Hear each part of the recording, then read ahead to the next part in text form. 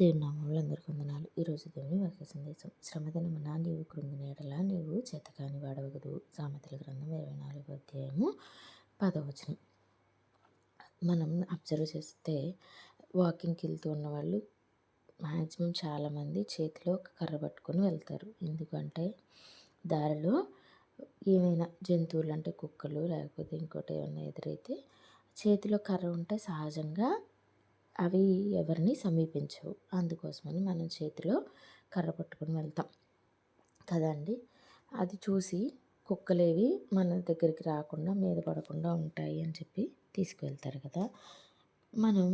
మన చేతిలో ఆ కర్ర ఏదైతే ఉందో అది మనకి రక్షణగా మనం తీసుకెళ్తాం. మన విశ్వాస జీవితంలో కూడా అలాగే మనం వాటిని చూసి భయపడ్డాం అనుకోండి, కుక్కలు 4-5 ఉన్నాయి, మనం వాటిని చూసి భయపడితే అవి ఖచ్చితంగా మనం వాటిని చూసి పరిగెత్తాం అనుకోండి, అవి మన వెనకాలే పరిగెడుతూ ఉంటాయి. అలా కాకుండా మనం ధైర్యంగా ఉంటే అవి మనల్ని ఏమీ చేయవు.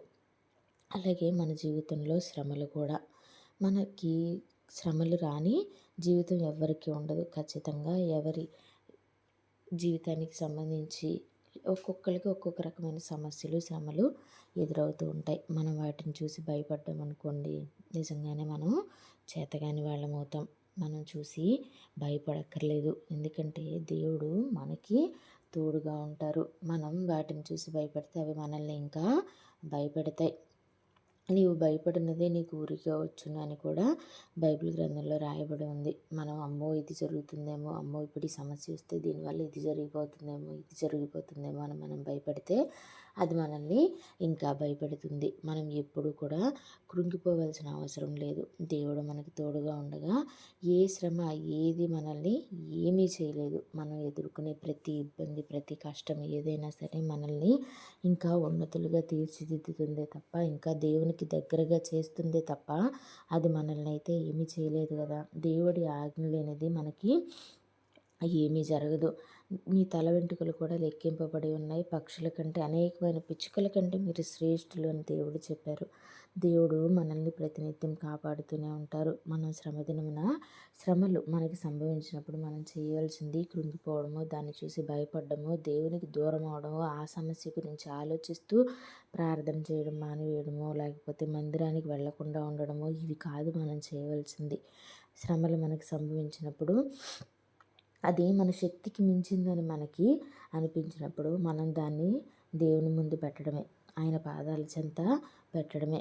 ఎర్ర సముద్రాన్ని పాయలుగా చీల్చిన దేవుడికి, మరణించిన వారిని సైతం తిరిగి లేపిన దేవునికి మన సమస్యలను తీర్చడం పెద్ద లెక్క చెప్పండి. ఆయన అన్నిటినీ జయించి ఉన్నాడు. లోకంలో మీకు శ్రమ కలుగును, ఆయనను ధైర్యం తెచ్చుకొనుడి, నేను మీకు తోడుగా ఉన్నాను అని దేవుడు చెప్పాడు. దేవుడే మనకి అనేకమైన వాగ్దానాల ద్వారా మాట్లాడుతూ వచ్చారు.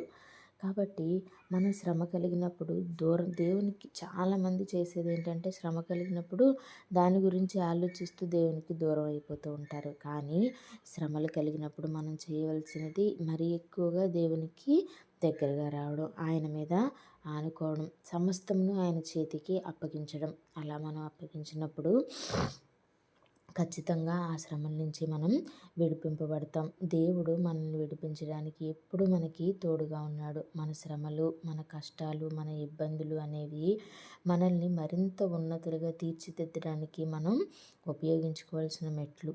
దేవునికి ఇంకా దగ్గరగా వెళ్ళడానికి మనం ఉపయోగించుకోవాల్సినవి. అంతేగాని వాటిని చూసి మనం భయపడితే అవి మనల్ని ఇంకా భయపెడతాయి. కాబట్టి శ్రమదినమున కృంగిపోక ప్రతి సమస్యను దేవుని చేతికి అప్పగించి దానిలో నుండి విజయం పొంది దేవునికి దగ్గరగా రావాలి అని కోరుకుంటూ వందనాలు.